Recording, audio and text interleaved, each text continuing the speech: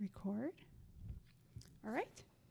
So today is Monday, May 5th, 2025. I am the interviewer, Amy Moritz, with Texlin Quinney in the Julia Reinstein Library. Texlin played at Sacred Heart from 1988 to 1992, leading the team to the New York State Federation Championship her senior season.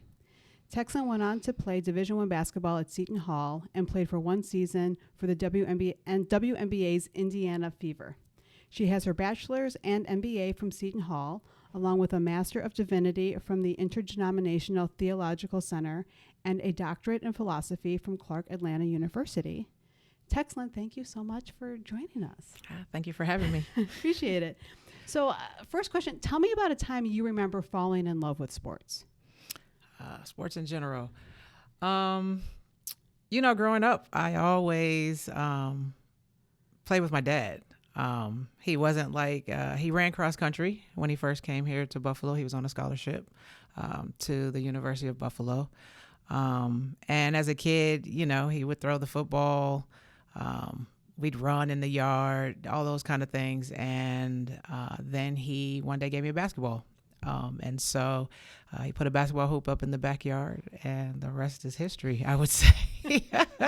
So once you were introduced to basketball, was that it? I mean, did basketball grab you right away, or did it take a while? The crazy part is outside of playing with my dad at home, it wasn't I'm going to play basketball in school, or it's going to be, the sport of my life. I actually was in Catholic school, and I guess they had tryouts. I was taller than most in fourth grade. And one of my classmates came by me during the school day and said, "Hey, I signed you up for tryouts for basketball." Really? Okay. And so I went to tryouts, not having any real fundamental teaching about basketball, but I think athleticism kind of runs in our family, and so I kind of gravitated and just enjoyed the sport. I like running in its pure form, and so being able to interact with your classmates and things like that made it interesting. So it wasn't just that he gave me the basketball; that was just fun time with Dad. But it was, I guess, I have to be thankful to the friend who decided to sign me up.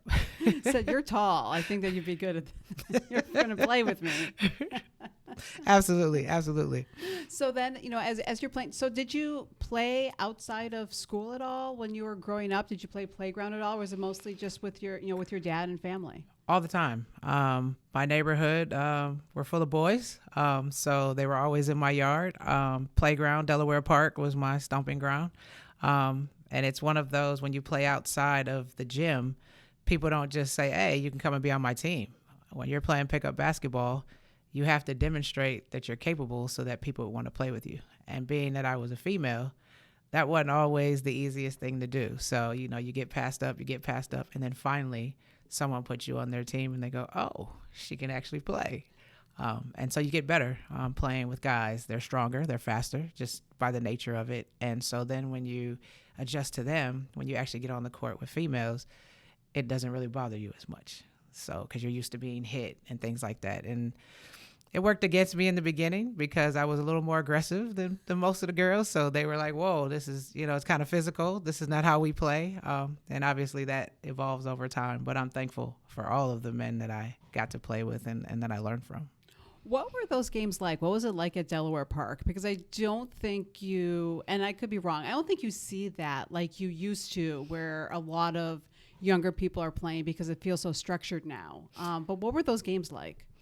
I do think that's a miss in basketball today. I've coached a lot of teams, primarily girls, but I also coach boys. And girls don't play it that way. The elite girls, you find out that, yes, they were in a gym with boys, but on a day-to-day basis, just picking up a basketball and going to the park on your own without coach telling you is different. But what I remember most about playing with the guys is the trash talking. You get used to it. You don't take it so personal. Today, it becomes a fight off the court. You have incidents because you remember it instead of just taking it for what it is. And if you get bested that day, they got you. Go work on your game when you come back, and I'm going to see you again. I think that's the mentality that's missing. So with the guys, in the beginning, it was, "You're just a girl. You can't run with us. You can't do this." And then when I started to surpassed some of them, then I gave it back. And for some of them, it was personal. Being beat by a girl and handedly, it was not the norm.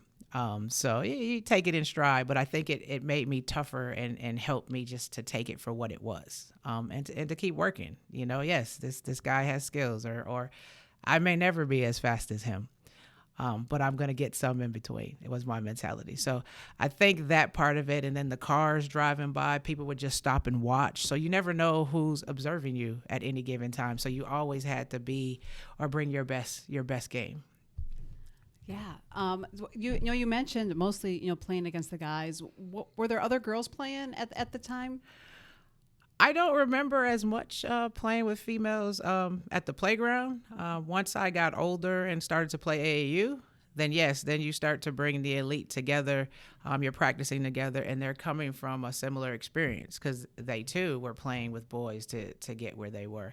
I played with cousins in my family at one point, and just recently on Easter, talking to my cousin, and I have a niece who now wants to play basketball. And so I told her that when my cousin comes in, I said, go ask him if I used to beat him all the time. And she goes, no, girls don't. I said, go ask your uncle. And so when he came in from work, she asked him, and he was like, no, she never beat me. So she came running back to me. He said, you didn't beat him. I said, go ask Pop Pop.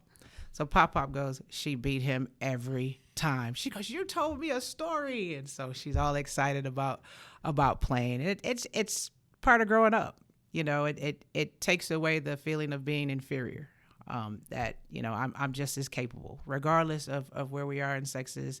And you bring that level of play to other women who then start to gravitate. So I think AAU was really the grounding of playing with a whole team full of women who are just as good, if not better, versus when you're in some locations, you're the best person on the team. So who's going to challenge you to make you better? I want to talk about AAU, but first I want to talk about getting to Sacred Heart. So now did you go to Catholic schools all growing up? Where did you grow up? Yes, here in Buffalo. I grew up here in Buffalo. I was in public school up until third grade. Fourth grade, I went into a private school in Buffalo, which was like 5 minutes from my house. So I used to walk home for lunch and things like that. The perks of that time. So I didn't have to worry about buses and things. And then trying to find the right private school for high school. It was academic first because I was a good student. But then you find out quickly it was kind of like college. Wherever I go, I'll probably get a great education. So then it was, okay, what is the sports program like? And at that time, Sister Maria had won many championships at Sacred Heart. So I said, I want to go there because I want to win. I want to be the best of the best and play with the best of the best. Unfortunately and fortunately, when I got to Sacred Heart, Sister Maria was selected and had decided to go do Division I basketball. As I understood it, she was the first nun where the Catholic diocese allowed to go coach basketball at a higher level. And I was happy for her. So then I ended up playing for Mary Akramovich, which was her first time on the map and taking over a program that had a legacy. Knowing now that I'm older, that's a very hard thing. It was to step into those shoes behind someone and to be judged and compared at that level. So just wanted to win a state championship there as well, for her to prove how good of a coach she was, in light of everything. So yes, I was always in a Catholic school environment at a certain point, even when I got to Seton Hall, which is Catholic as well, and later ended up in seminary, which is Christian based. Clarke Atlanta, while it is a public institution, was grounded in the Christian faith. So I found I've always been in institutions that have a faith component, which I think help fuel the challenges and things that you run into when you're playing basketball. Uh-huh. Did you, I sense that maybe it's just my sense of like way back history and the stories of Immaculata College and all of that, the all girls schools, both high school and college. Did you notice, is there anything about the environment at Sacred Heart and maybe when you were playing other, Catholic schools, all girls schools that sort of fostered a really inclusive for at least athletic, like as athletics for girls? At the time, it was different. My friends in my neighborhood are going to an all-girls school. Seriously? I didn't think anything of it because I was so focused on academically, it was elite. Basketball-wise, it was elite. And in other sports, it was elite. And I played 6 sports at Sacred Heart. So basketball was my heart and soul, but I did other sports around that, which fueled my ability to grow and develop in basketball, which is something I think is missing today with the kids because they're being pumped and pushed to play one sport and be great at it all year round. They're doing damage to their bodies. It's like carpal tunnel for sports and various joints and things like that. So I'm thankful to learn that I learned how to use other skill sets. But I think it was in hindsight that you go to appreciate being in those environments because they told us that the things that other kids had to worry about, I got acne. Is the boy gonna like me? It takes away from your studies and your focus in other areas. We didn't have to worry about that. You could come to school pretty much looking like whatever, and the other girls understand today is not a good day. Your hair could be all over the place. Like there were social things, which is what they sold about those type of institutions. Even with St. Joe's being all male, like your confidence, your self-esteem was able to be developed and worked, and you had a support system, whatever you came up to. And I think I appreciate it more after the fact. When you're going through it, it just is, your friends adjust to it. Okay, that's a school you go to. And then when you come home, you interact. So people used to freak out about it and say, oh, okay, you're in school 8 hours. You're there to learn. Like, what are we doing? So it didn't bother me as much. And I'm very appreciative for it. I don't think everyone can do it. It would be interesting, some of the girls that I've coached, how they would react in an environment like that. But it was very beneficial, I think, in helping me to become the woman that I am. And so what other sports did you play at Sacred Heart? I ran cross country. I did track and field. I played volleyball. I wish we had a swim team because I wanted to do swimming. Never did softball. And then I played soccer. In a season with 2 different coaches, I played offense for JV, and in varsity I played defense just from sheer speed. So that worked on my conditioning. So I always made sure I did a sport before basketball and I did a sport after basketball. And then obviously in the summer, once I hit my junior and senior year, actually after my sophomore year and after my junior year is when I started playing AAU and was focused more so into honing basketball. Because I was recruited for the University of Georgetown to play soccer in the season, and it was a one-off season of, hey, I'm just going to do something. Hey, we need another person. And so I looked at the coach at that time and I said, are you serious? You really want me to come? He was like, yes. And that game that he was watching, I went to kick a ball and missed it, and my knee buckled. And I was like, whoa, we're not going past. I finished the season, but I was like, no, this is not it.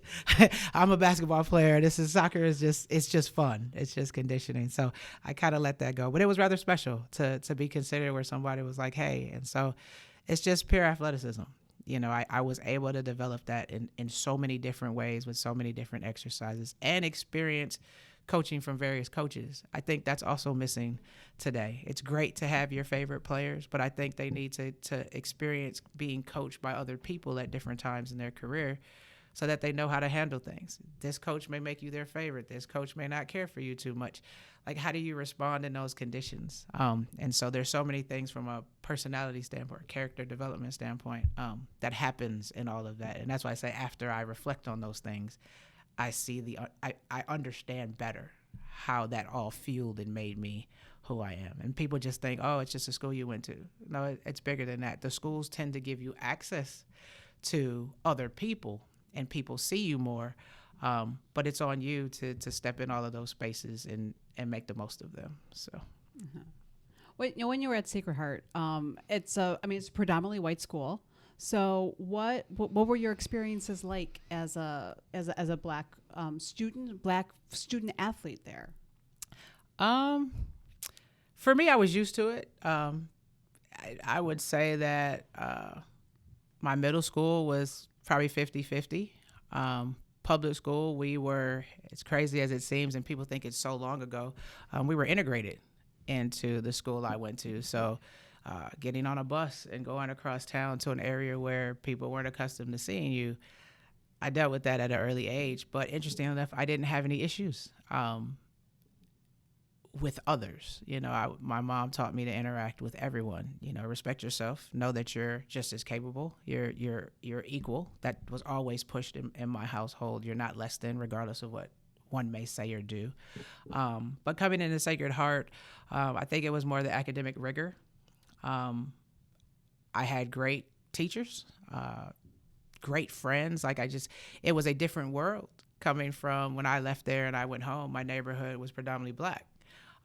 So I think it was more adjusting to my friends, how you talk, your lingo. It was different because for 8 hours you're talking to a certain demographic, and then you come home and whether today we say slang, ebonics, whatever it is, and there's nothing wrong with that. It's a form of communication. It's just the way you communicate. But they would look at me and like, oh, you're becoming white, that kind of thing, and you deal with that.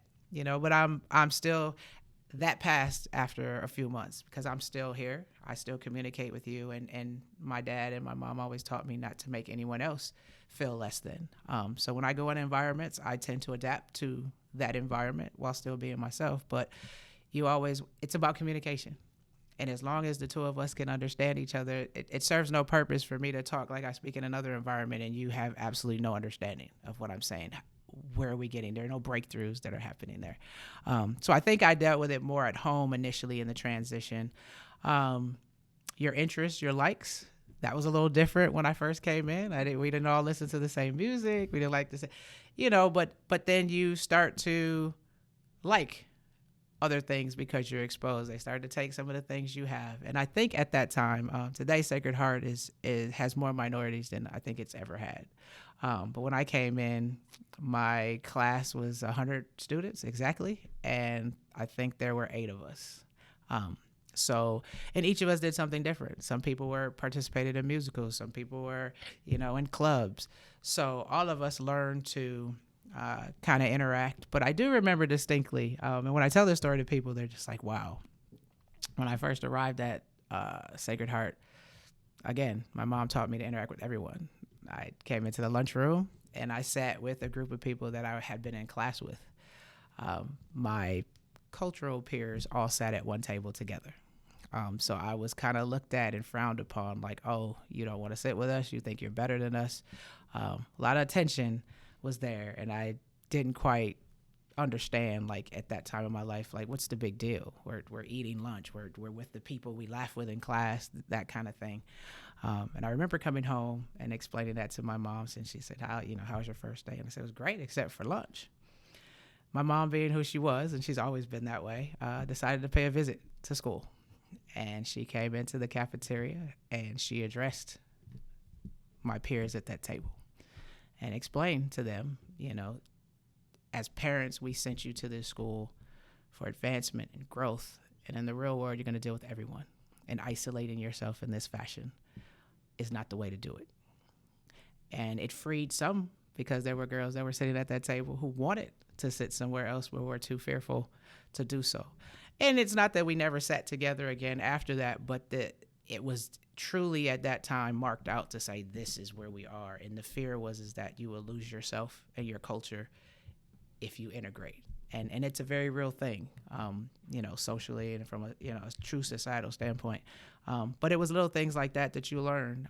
And if people don't handle them well, it becomes something else. And so after that, it was true interaction. We enjoyed it. We had times we were together, times that we weren't. But those are learning points. And not everyone agreed with my mom's perspective. That's fine too. But I am still friends to the day with that core group of women. We when I come to town, we visit, we eat together. We're all in a group together as a class. So it lasted, and it made a difference. It wasn't a negative. It was just a freeing and liberating moment to say, hey, this is where we are, and to get out and grow. So from that standpoint, that's the only, I think, real issue or challenge in the beginning. But after that, as I tell the girls that are there now, it was one of the best times for me in my experience. There were challenges at some point in my personal life at home, And it was the people at Sacred Heart that stepped in and made all the difference. So I was insulated from some things now that I look back on it, because every environment didn't handle things that way. But I never felt as an other. I always felt included and a part of things. And people said, well, that's because you were a star there. Like they were going to do that. And I said, not necessarily. There are stars in other spaces that don't get the same level of treatment. I don't think it was because I was a star. I think it was because I was a good person. And I poured into other people while I was there. So. And it sounds like such a strong family dynamic that you had too, so that when you go into those spaces and you interact with other people, you don't lose yourself. You expand maybe some of your understanding and expand your friend group along with staying true to who you are. Absolutely. I mean, we're all growing, especially at that age. You're trying to figure out who you are. But I believe that there's a foundation to everyone. And the question is, are you going to water that, or are you going to tear it up and break it down?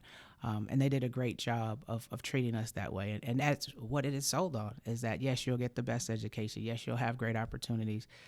But it is a true sisterhood. And that is lifelong, no matter who you gravitate with. We have peers that are going through divorces, have had divorces, or kids have illnesses. We're older now. Our parents get sick. Some of us have lost our parents. But that's the group you call on. Hey, go to this doctor. Oh, I had experience with these doctors. Like it is a continuous community. And we never thought it was going to be that. He used to tell us that. And we were like, yeah, whatever. But, we all went on and did our things, started our families. But we all came back, and we're very tight with that. And that's the thing that we all, I think, cherish and we're surprised about. You sing the songs. We were we got together. It wasn't an actual reunion, but some of us, it's probably like 20 of us or so, gathered at a friend's house, and her kids were there. And one of her daughters is actually at Sacred Heart. And so somebody mentioned the school song. 30 years since we've been in an environment together that way, and somebody started singing it, and they recorded it, and the entire group remembers and sang it like we were in school, and we were in stitches, because now the words to the song resonate differently. And so her kids were just like, are you serious? But understanding, like, this is really something, like, this wasn't just something that they threw down your throat. They came to appreciate it and had a different outlook on it after that. It was like, oh, wow, this really works. This is not just lip service. So, yes, it was a sisterhood that I will always be a part of. And I'm always speechless about it because, and I was there probably a month ago when I spoke to the basketball team. I spoke to some seniors who are about to get ready for college that are also Black. And that was asked. They said, we need you to come and speak to your community. And at first I didn't understand. I was like, what community? I said, we're all women. Like, what's the problem?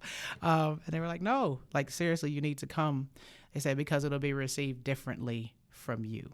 And so just sitting in a conference room with, 8 girls and having different conversations, asking them what they thought, them asking me questions, was something special to see that effect, even on a small scale. And I think one of them was a point guard on the basketball team. She was a senior this year. So looking forward to seeing what she decides to do and where she goes. But just in that moment, I spent probably an hour and a half with them, and it makes all the difference. So looking forward to being a part of the community more so. I visit more often now.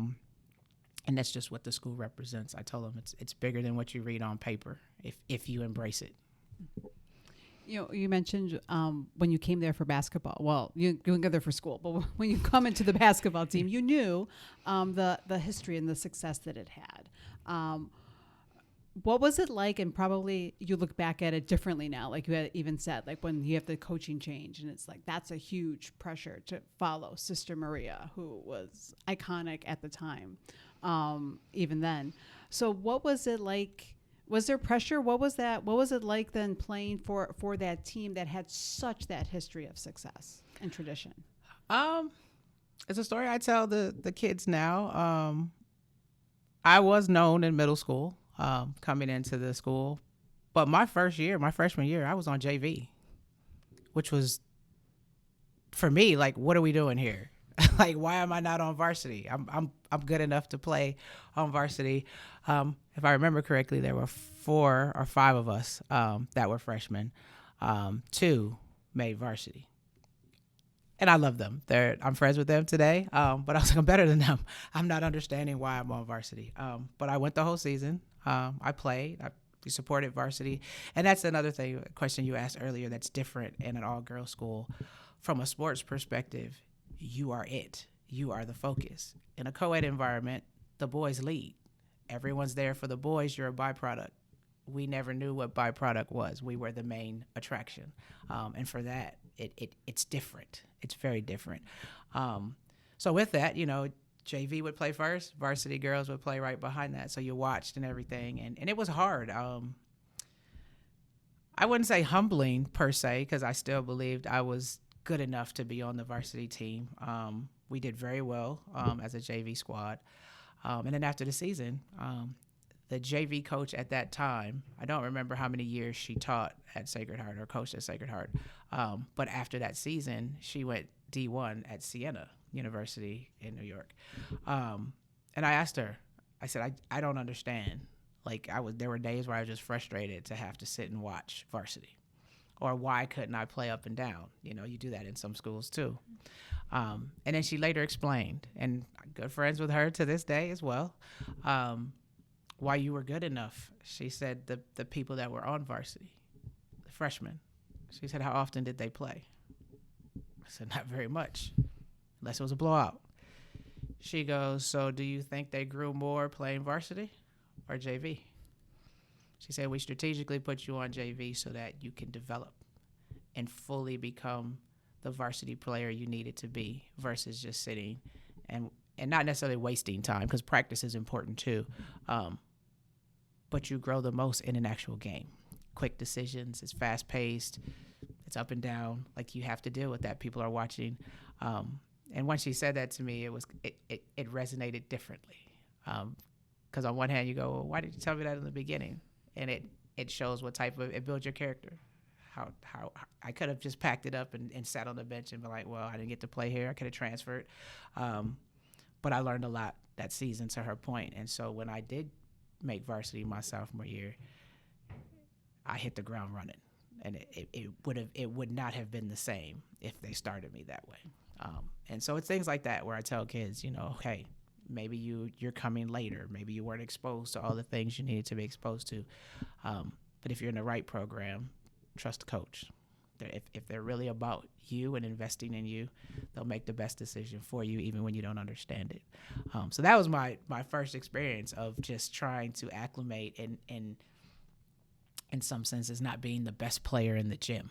In middle school, I was the best player in the gym. So, those types of situations. And so, like I said, when I finally made varsity for those that had already played for Sister Maria, obviously they're juniors and seniors when I'm coming in, and to build a new team with a new mentality, everyone's looking forward to it, because varsity used to watch JV as well. So some people were waiting for me to come and kind of join in with them. And some of them, like half the team, ran cross country.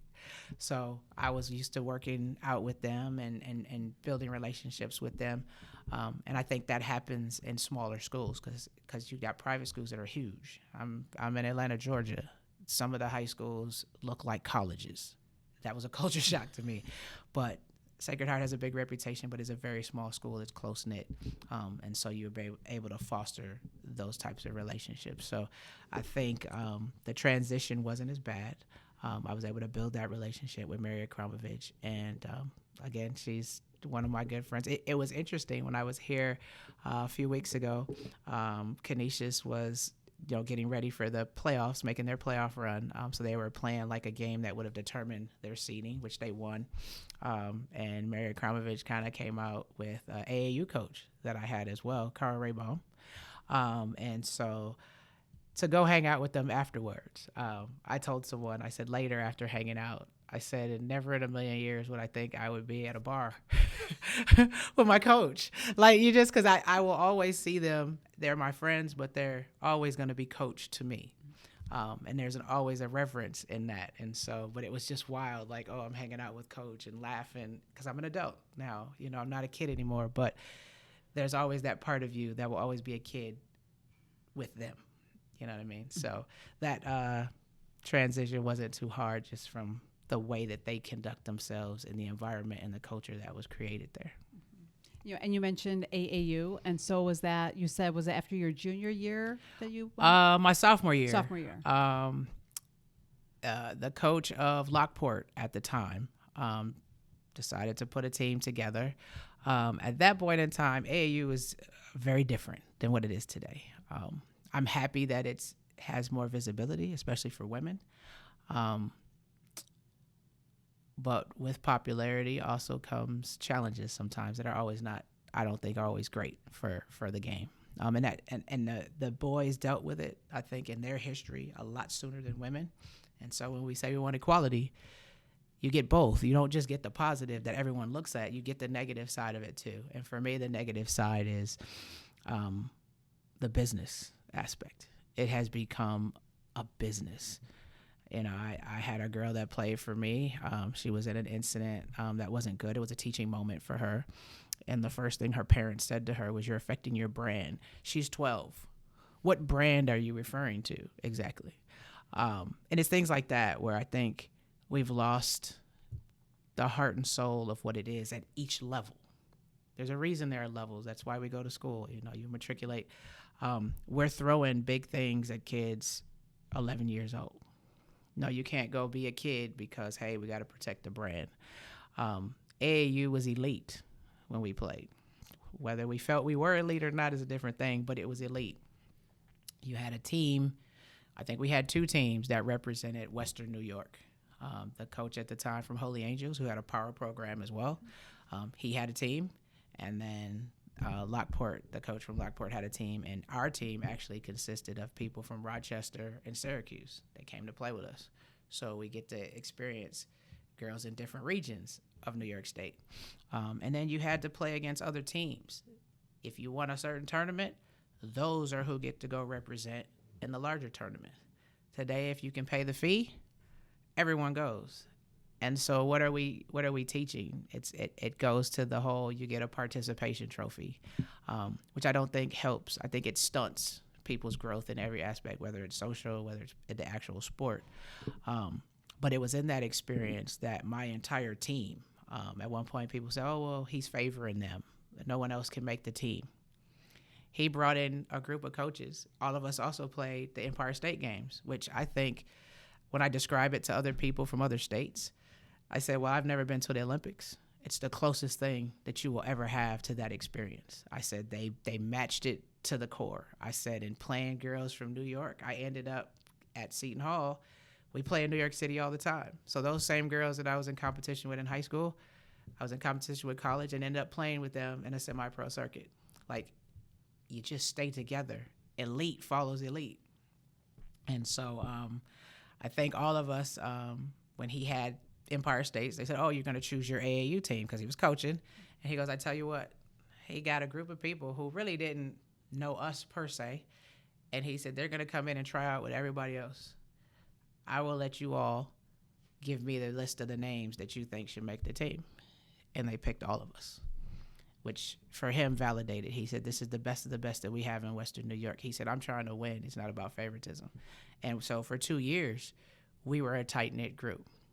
And they didn't all come from private schools. Most of them came from public schools, you know, and it doesn't really matter. At the end of the day, it's how do we structure together? How do we help each other? And every single one of us went to a Division I college to play basketball and leaned on each other at times. You call each other, how's your experience going? You know, because that's a different adjustment when you get to that level too.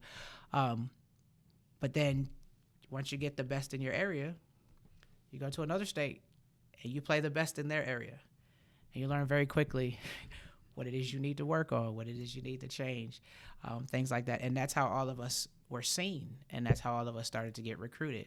No one, and this was what coaches used to tell him, we never had any inkling to come to Western New York to recruit for basketball. Like, what's in Western New York? They were used to New York City. They were used to Syracuse, you know, Detroit, Chicago. They're used to the major cities, but who's going to come to the outskirts and recruit. Like, who's there? And to me, that's crazy, because as a coach, I'm always looking at the kid at the end of the bench, because the hidden gem is always there. Yes, you have talent for people who've been playing all the time, but sometimes people haven't been able to show you what they're capable of because no one's ever invested in them. And I've always felt like people invested in me, which is what helped propel me. So it's things like that that I think that I look at AAU and I hate that this generation of kids don't see it. They don't have to work. It's who you know and how much can your parents pay. And there are parents paying thousands, and their kid is on an actual elite team, but their kid never plays.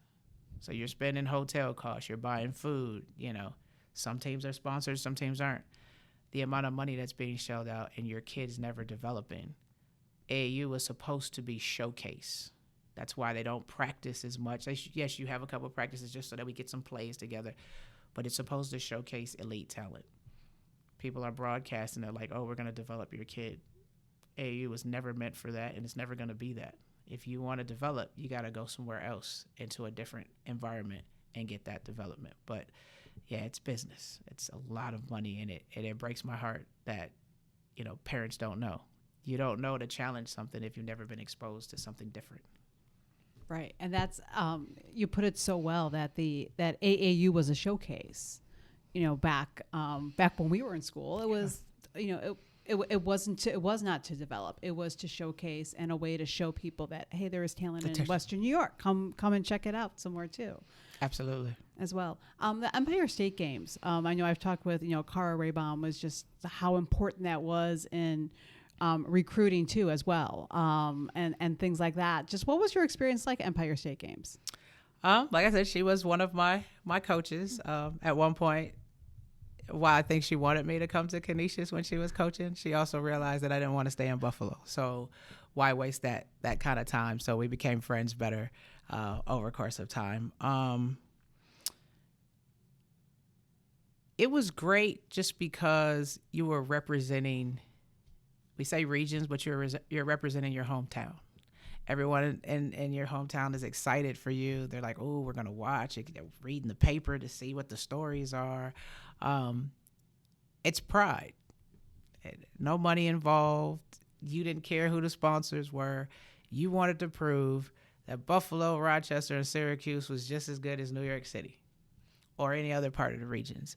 And that really was the key rivalry, which is why I mentioned New York, is that's who we battled with. And sometimes they won, sometimes we won. The trash talking, it was great. And that's why I say, like, you become friends with those people who iron sharpens iron, is what they like to say. And that's just what that was. And so you were, if you stayed in a New York State or the tri-state area, you ran into those people again when you played. I remember Shamik Holsclaw when she was in high school.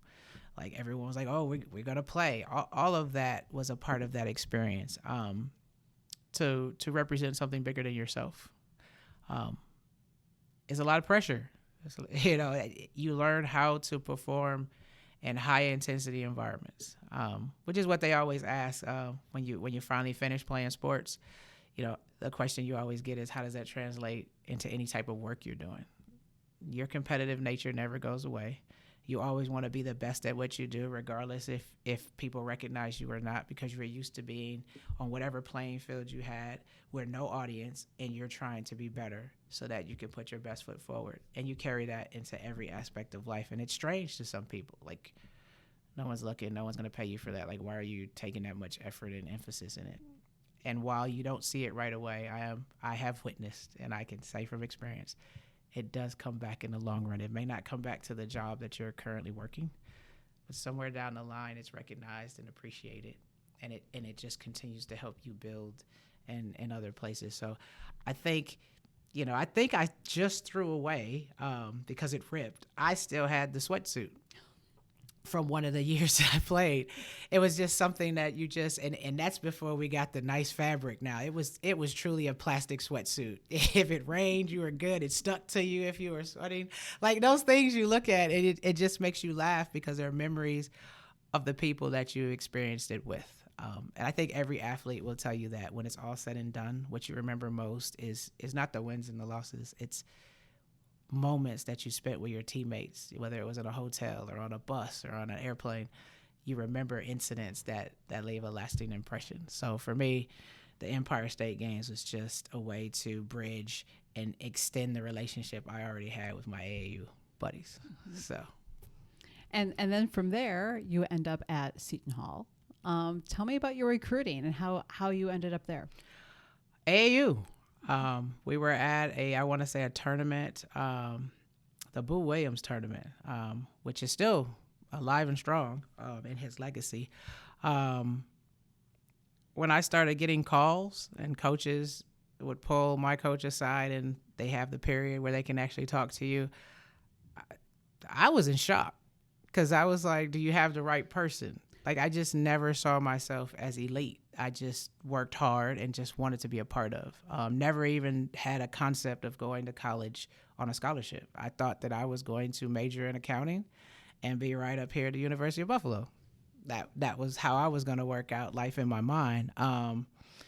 So every time they call, on the phone, I said, yeah. And so they were like, I used to have designs in the side of my head, things like that. So they would describe me to myself and like, that is you, right? I said, yeah. They were like, you don't give yourself enough credit. So for me, it was an experience, just a privilege for people to even consider me good enough to come to their school.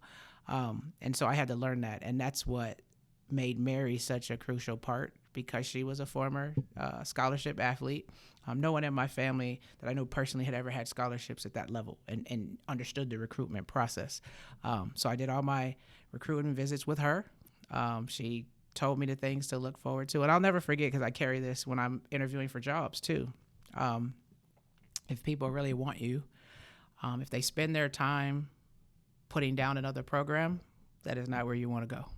She goes, they should be telling you what they're going to do for you and how their school is going to change your life.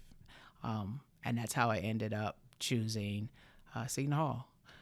I was recruited. I look at it now because it's a powerhouse. The University of Connecticut is a powerhouse. But I was recruited. It came down to Connecticut and Seton Hall. And people go, oh, do you regret not choosing Connecticut? And I was like, no. I said, Gino Auriemma was phenomenal. When I talked to him, he'd call me in his car after practice. He didn't like it too much that I didn't come. And one of the things that he had said to me was that he goes, Seton Hall will never beat us. He said, I'm just telling you now, not while you're playing. You'll never win. And I kept that. It's friendly banter. He couldn't understand it, but they were doing well. They had already reached titles at that point. They were an elite program. And I learned at Sacred Heart under Mary that I valued being part of something new, creating history, than already being a part of it. There's something about being the first of something. I was the first in my family to really get a basketball scholarship in that capacity. I've done a lot of firsts. To be the trailblazer, to set an example, there's something in that. And there's nothing wrong when a legacy is already and you continue it, but people will always remember the first group for a reason. And that was the deciding factor for me. And he didn't understand it. He was like, we're going to win championships. And I said, we're going to get some too at Seton Hall. We're going to try very hard. And I won't forget it. It was an ESPN game, believe it or not. Us versus them. They were in our gym. And we beat them so bad that he pulled out Rebecca Lobo and Carol Walters. And at that time, we used to call them the Twin Towers. And I ran by him, and he looked at me, and I was like, I got one. And he smiled, and he said, but it was that look of, you won't get another one after this. But we never forgot that. And it's things like that. There's no love lost. There was no hate in that. It was just pure fun for me. And I'm sure it was pure fun for him. I'm sure he didn't like it very much. But we accomplished that. And so for me, the whole recruitment process was just an experience, going to the different schools and meeting different people. I went to Notre Dame. Like, I went to some major programs when I look back on it, that at the time, I won't say I was oblivious to it, but it was really truly finding the place that fit me, that belonged to me. I look at Deion Sanders. He's one of my favorites. I wanted to go to Colorado prior to Seton Hall. I just really wanted to go to Colorado, and they were recruiting me.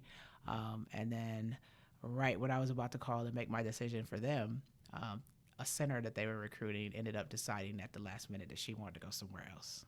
So now they needed a center. And I tell people it's about positioning. Sometimes it's not about your talent at all. It's what does a team need? You could be great, but I don't need that position now because I got to go get this other one. And so when they called me, they were like, we wanted you here, but unfortunately we now need to. And I said, I understand. So I had to pivot. But the things that kids probably don't do for a lot of reasons, I talked to coaches 11, 12 o'clock at night because the way my school day was and the amount of work I was doing. We come in from games about 9 o'clock. By the time you finish your homework, it's 11. And when I kind of got to the final hour, talking to Seton Hall, talking to Connecticut, you know, they're on the phone with you. Did you finish your homework? Did you do this? Why are you up so late? I'm talking to you, you know, that kind of thing. And that's what I appreciated. So I had built a relationship with Phyllis Mangina as I want, especially when I made my decision. So she would call the check. She came to my volleyball game. She was like, yeah, I think basketball is where you need to stay. Because I couldn't serve overhand on volleyball. I could jump, I could spike, I could do all that at the net, but trying to serve, I could do it now with ease. I don't know why it just never connected in high school. But I was an underhanded server. And I would always get subbed out, but there's a point, I guess you can only have so many rotations, and then you had to stay in. So Mary would let me serve because Mary coached everything. As an athletic director, she coached most of the teams, that kind of thing. So you kind of got used to certain things. But, yeah, I got to say it was and those coaches checked on me. Like my JV coach at Siena, she would call coach out of respect because she didn't want you to think, you know, I'm trying to recruit that player under you. Coach told me years later, she said she would call once a month and say, how's she doing? Is she doing all right? Is everything good? Is there anything I need to? Because we were friends. They truly became my friends and my mentors. And my coach said I always respected that about the other coaches. She said they really looked out for you. And so I was obligated to make sure I looked out for you too. So I've always been covered. I think what you give to the sport and what you give to people follows you. And I just never reached a point of, oh, I've arrived. Everybody bow down. I'm the greatest. Like it just has never, and I don't think it should ever come, but I know people where it has, and it's taken them down some paths. But I've always just been grateful and thankful for opportunities and experiences because there are places I've gone, things that I've done that I really don't think would have happened if I wasn't a basketball player or an athlete of some sort.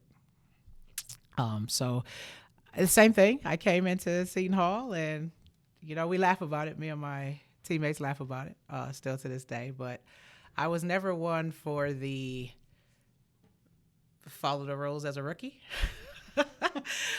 Things such as, you know, I came in and I think we were about to go on our first road trip. And they were like, freshmen, rookies, grab all the bags and put them on the bus. Yeah, no. I'm supposed to do what? The other freshman, and we had a JUCO transfer too on the team, who's at this point played 2 years. She's not a rookie. You're calling her a rookie, but she's in some cases played more than the sophomores that are on the team. So she kind of paused, and I said, I'm not picking up any bags. I'll pick up my own, but I'm not carrying any bags. And they were like, oh boy. It's kind of like, how's this going to go? So the upperclassmen, what did you mean? I'm not picking up any bags. Because to me, it was like hazing for a fraternity or sorority. This is what you want to do. And if it happened to you, you should have said something when you were a freshman. But I'm not picking up any bags. I come to practice every day just like you.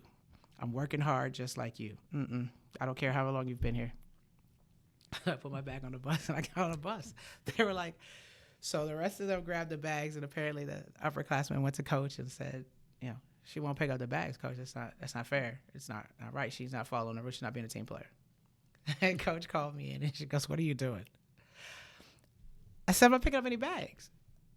That is not while I'm here. I am here to be a basketball player and to get a good education. I'm not catering to them. I said, what I will do though, I think everyone should carry the bags. I said, freshmen should have a day. Sophomores should have a day. I said, everyone should get a turn to contribute to the team. And that is what happened. And they didn't like that very much. So I was on the bad list for a little while. But once we really started playing games, that dissipated because I'm in the trenches with you. I have your back. I'm going to give you everything that you have. But yeah, it was things like that where sometimes I think, I don't know where that came from.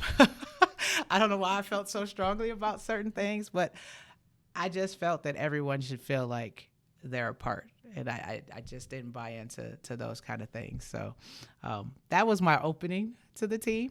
I I didn't realize that I had a different relationship with my coach. That wasn't the norm for most athletes. I just didn't know that because my experience was different. And so boundaries, I'm one that always can accept. Coach is coach. I know that right now in this gym, she's coach. When I come off the coach, she's someone I can go in her office and have a conversation about life with. Other athletes weren't doing that. Coach was just coach. So to see the relationship, coach and I had to change the dynamic a little bit because it created aesthetics matter. Even if it's not really what it was, aesthetics matter.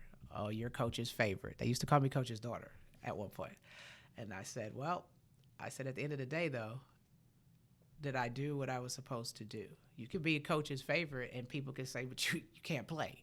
Like, this is unfair. That we never got because I was a player. And they said we understood that. And she said she was different after that with other players just because she understood how it impacted the team at large.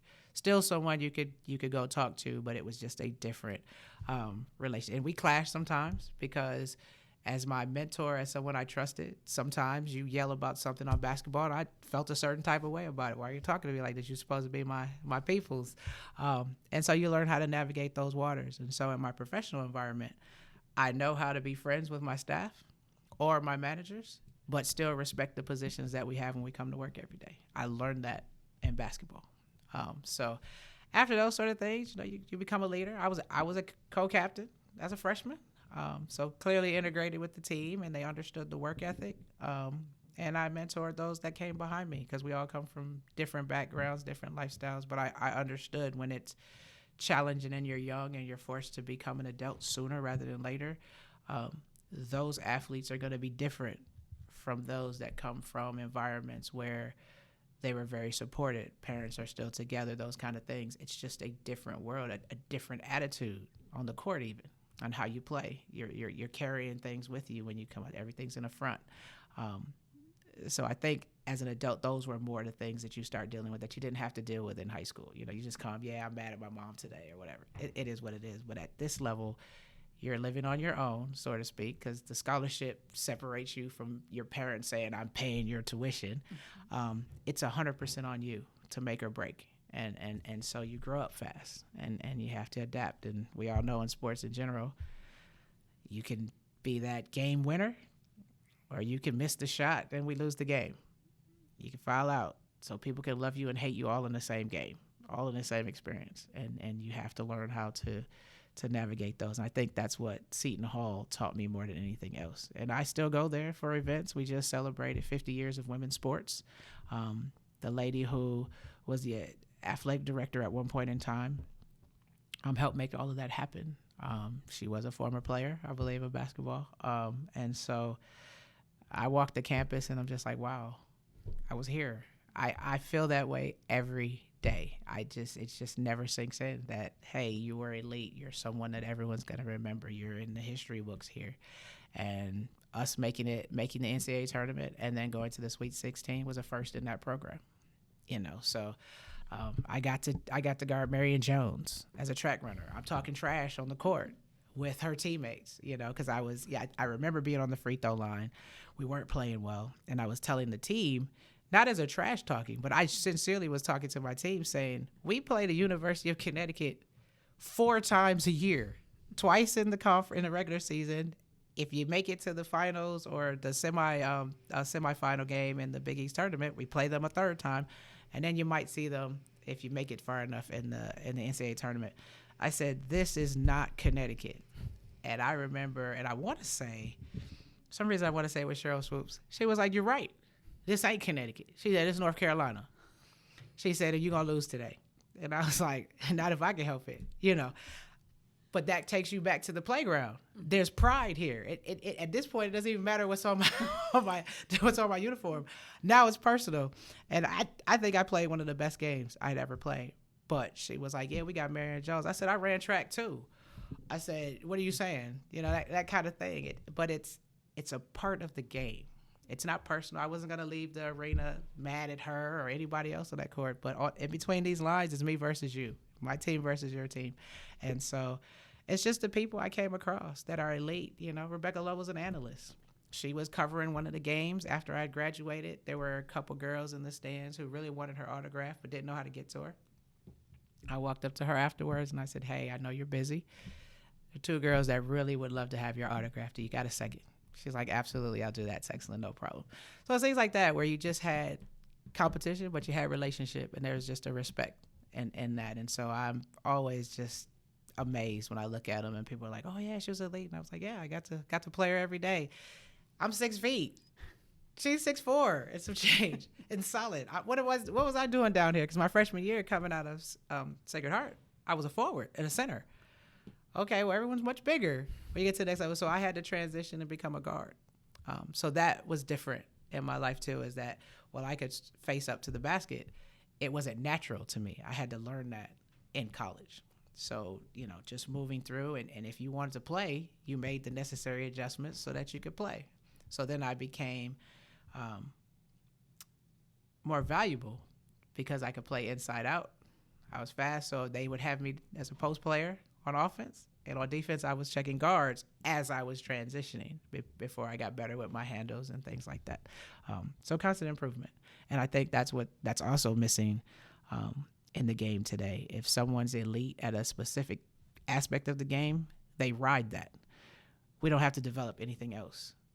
Okay, but what really makes you great is the development of the whole game, not just this one aspect. And when that one aspect is taken away from you, you see players lose their mind. They just have no idea how they're supposed to handle it, what I'm supposed to do. And so I make sure as a coach I teach that. Okay, you have some weaknesses.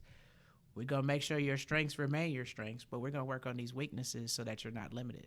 Because I always tell a player, if I'm coaching against you, this is what I'm going to do to you. And they remember that so that you can get past it. Long-winded answer to your question. No, I love it. There's like so much there. You know, when you mentioned it back to the playground too, you're talking about that that trash talking, you know, that competition in between the lines. Why do you think people have so much, I feel like people have trouble understanding that female athletes do that and leave it just like the guys do? But why do you think that there's like this do you think that there's a disconnect between how people view that? Non-athletes? Absolutely. If you're an athlete of any sport, you understand trash talking as a female. It doesn't have to be explained. It's trash talking that has taken place on levels that have crossed lines, because there are boundaries to trash talking too. You don't get to say anything and everything, like if you're a respectable person. And that's usually when you see someone flare up and get upset. But it has existed and people have never really noticed it. Because trash talking is not always an outward yelling across the court. Sometimes it's two people, they're down low on the box, and you're talking to each other. Like the ref can't even hear you, and it's taking place. I think for non-athletes, there was a perception of women's sports in general. We don't think that you guys have any real talent. For some, there's a portion of society that feels that way. And so when the camera starts honing in, ladies are supposed to behave a certain way. Okay, but you're now acting like men. So some people argue, well, we don't want to be like them. What we're trying to tell you is that we've always been there. It's not unique to them. It's actually human nature.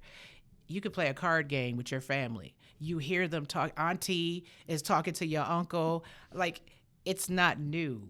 I said, but I think that when people were looking for certain storylines and agendas over the past 2 years, everything became a nitpicking thing. And so when the media started then focusing on the trash talking, it started to overshadow, I think, the game. And so then it became bigger than what it is. It is what it is. It's not extra. It's not we're doing something new because we want to be like the guys. No one has realized that it's always been there if you're a non-athlete. And it's just a part of it. I do think that the emotional intelligence of the younger generation is different. It's not as high. It's personal. It is really personal. And so I tell people I teach that too. I teach my kids how to stand up for themselves, how to talk, but I also teach them the boundary. We keep it within basketball. I'm not going to talk about your cousin. I'm not going to talk about you, even if I have information, because kids know each other. They're in the neighborhood. I said there's a certain level of disrespect. You know, keep it about basketball. That's taught. And you see it. Not all adults handle it well. They say things and you're just like, wait a minute, this person got a family. This person's kid is going to read it because you're grown now. You're not kids anymore. They're going to read what you said in the paper. Are you comfortable with that? And even the guys will tell you that. I remember reading something on Allen Iverson, and they were asking about his behavior on the court. And he said he started to change it when his kids could turn on the TV and see him. There's just a way of being. There's just a way of growing up. And so I don't think that it's extra. It will always exist. It's not going anywhere. It's probably going to heighten up a little bit because, whenever people realize they're on TV, we're in the world of let's get more streams, more clicks. But one has to ask yourself, how far can I go before I lose myself and my identity of who I am? Because I do think some people have truly lost themselves, and now it's how do I get back to who I used to be after I've done all of these things? And it's not an easy answer. It's different for every person. But I was around a support group that always made me keep the real thing, so to speak. I want to ask you about your year in the WNBA with the Indiana Fever back when they first started. Take me through that because you played some semi-pro right after college, and kind of take me through your professional career there. It took 3 tries. Indiana was the 3rd attempt, 3 times the charm. But I played right after college. I played semi-pro for a few years because I just had a love for the game. For women, guys get paid. I played on some of those teams. They got sponsorships. Women didn't. We did it for the pure love of the game. We travel. I played on the college. It would basically be the preseason exhibition. So before they started bringing international teams over, they put teams together, and we would go in as ex players, and we would play these teams. And I was blessed enough to come down here. I played against Syracuse, Rochester, Canisius, the University of Buffalo. So people who watched me in high school, people who remember me in college, were like thrilled to see me come back and play. And yes, the trash talking was at its highest, but I really started talking more trash to the students in the stands. I had a great time, and it would always be the guys that would want to say different things, and they're like, oh, just having a good time. So I always was in shape. And then the ABL came first. Tried out for the ABL. Thousands of people were trying out. I always made it to the lower cuts, but just couldn't get over the edge because I was not a offensive-minded person. I didn't need to score 30. Like, that wasn't my goal. I just wanted to play. And I took more pride in stopping the person that scored 30 and letting you leave with 5. I consider myself to be a defensive specialist. And every team needs that. I think that's missing in the game. And that's one of the things I like about Angel Reese is that while she can be offensive, and she'll be more offensive as time goes, you need that Dennis Rodman on your team. And people have lost the fundamentals of the game. Because when your shooters are off, what do? Most of the time, your defensive person is consistent. There is no off. Boxing out is boxing out. Hustling is hustling. Yes, there's some skill that comes with that, but, that's the part I enjoy watching. But I tried out for the ABL. I remember at the time she was either a general manager. She ultimately became the president of the WNBA at some point. But she was like, keep trying. She said, you're almost there. So I tried out in Sacramento first. Then made it again to the kind of the final cuts. From there, I went to Phoenix, and Cheryl Miller was coaching at that time. And I always say that one of these days I would love to see her again in person now that she's kind of resurfacing and she's more in the public eye to officially say thank you to her. Because I was always in the gym working, trying to get better, trying to improve in areas where they said, oh, you need this or you're missing that. But it was in that tryout, final cut, didn't make it. I was like, you ask yourself, how many more times am I going to do this? Am I going to make it? I'm getting older. I had an accounting career that was starting. And she happened to come in the gym as I was sitting on the side getting my bags and stuff together. And she remembered my name. And she said, come on the court for me. And I came on the court. She asked me to shoot a couple shots. She goes, there's still time to fix your shot. And, you know, she was an elite scorer, like Cheryl Miller. And so, you know, kind of not processing that it's Cheryl Miller at that time. I was just pissed that I didn't make a team again. And she goes, I tell you what, and I don't know if they still do this or that any team had ever done it. She goes, I'm willing to make you a practice player. She goes, I can't pay you. She said it would be your responsibility to find you a place to stay and be here. She goes, but if you can get here, I will let you practice with the team every day. You will be a part of the team. You just can't travel to away games. She goes, but I'm going to treat you like you're a part of the team. She said, so that you can grow and get better. Absolutely. I'm here for it. So I packed up my stuff for the summer, ended up staying with my dad's ex-wife, believe it or not, because she was living in Phoenix at that time. An ex-boyfriend was there, had moved from Buffalo, so he would transport me different places when he wasn't working.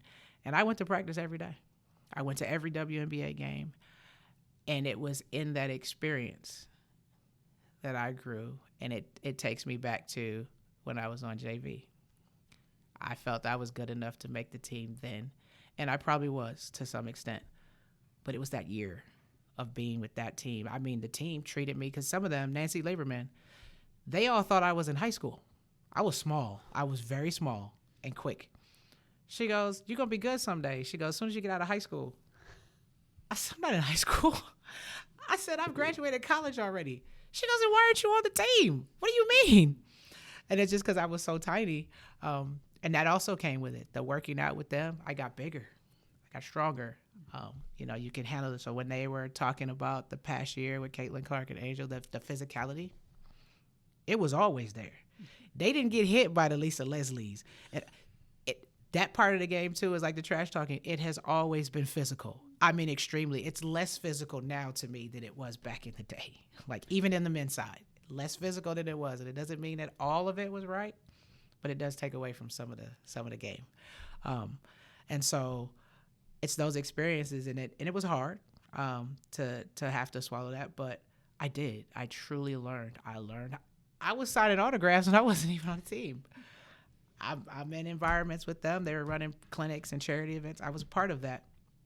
And so that experience taught me the attitude to have, the way to carry myself, when to pick up, when to slow down. Like, I truly learned. I was a rookie when I made it to Indiana, but I wasn't really a rookie because I had the experience coming behind me.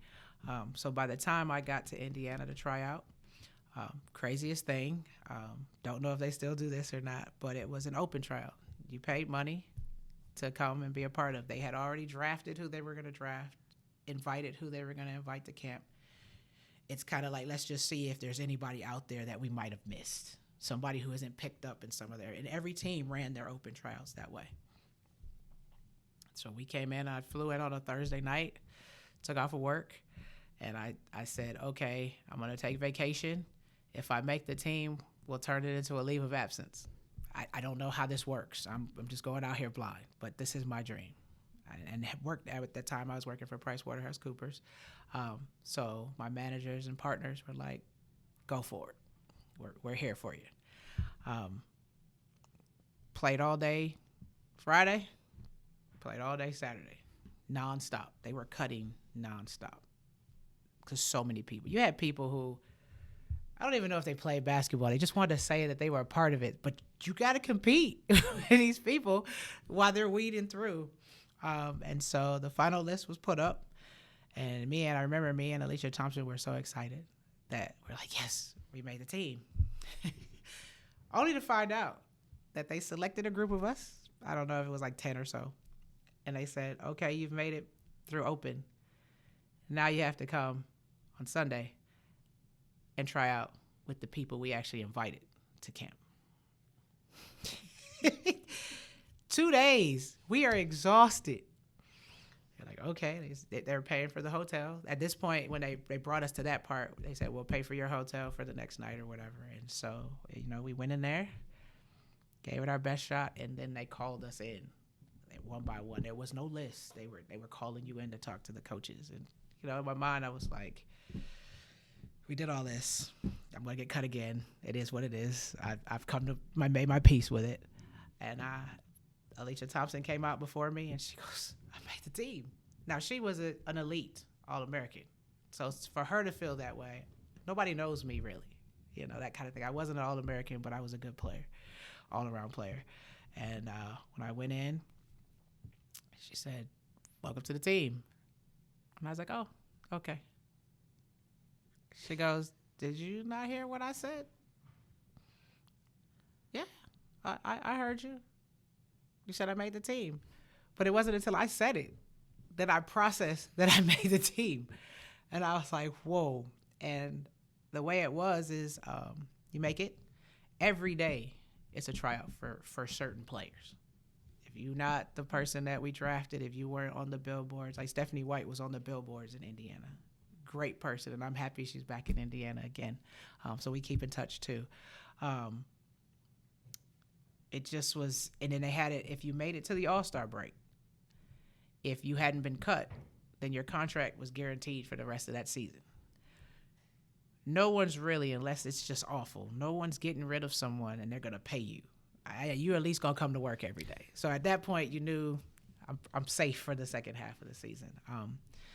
And yeah, I just went through. I called my dad. I was excited. I flew him in. The first 2 games that we had were home games, so he was there for a week. The first week, I'm cooking for my teammates and stuff. It was just a great experience. But it was different. It was a lot of work. It's the first time in my career where I was on the bench. I'm not a starter. I'm not in the rotation of the group. It was just different, trying to go through that. And I had moments where I got to play.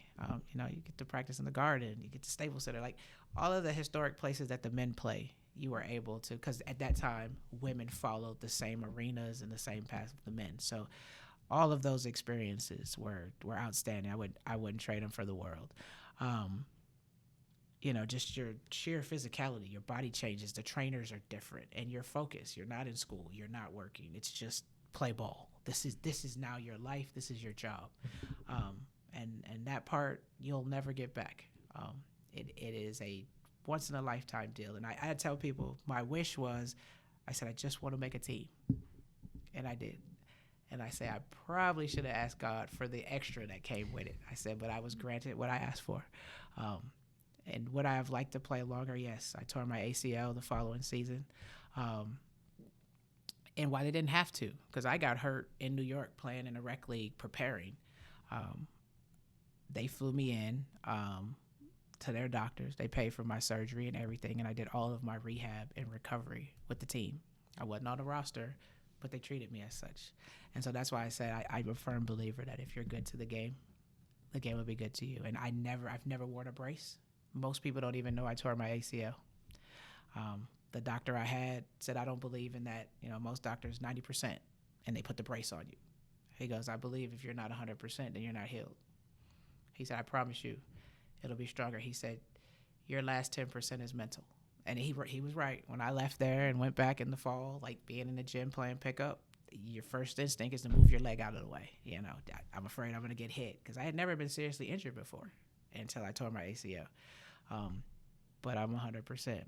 I don't struggle up and down stairs like some people are. I'm sure at some point that'll come. But he just told me what to do to take care of myself, and it was great. My rehab, I have my picture up. I put a poster up for the lady who did the rehab, and the doctor, when I go do the follow-up, the doctor said, what are they doing to you over there? And I said, what do you mean? He goes, at the rehab facility. I said, what do you mean? He goes, there are other patients that are coming in here, and it wasn't just athletes. This facility did, elders, seniors, all that. He said, they're coming in here saying you're screaming and hollering. I said, even through the surgery, the prep, I didn't feel pain like I did until it was time to do the rehab. And just because you find out every person's different, they would get your emotion to a certain point, and my scar tissue that night would fill back in, and they would have to start again. And it was painful. It was just so painful. And I had a friend who kind of made up his own routine when he tore his, and he said, I'm going to help you out. And I'm sitting on my table with a sheet from the bed tied around my ankle. I'm sitting on the table. It's wrapped underneath the table with me sitting on the end. And I had to sit while I was watching TV with my leg bent, so that if the scar tissue tries to form, it doesn't fill in with my leg straight.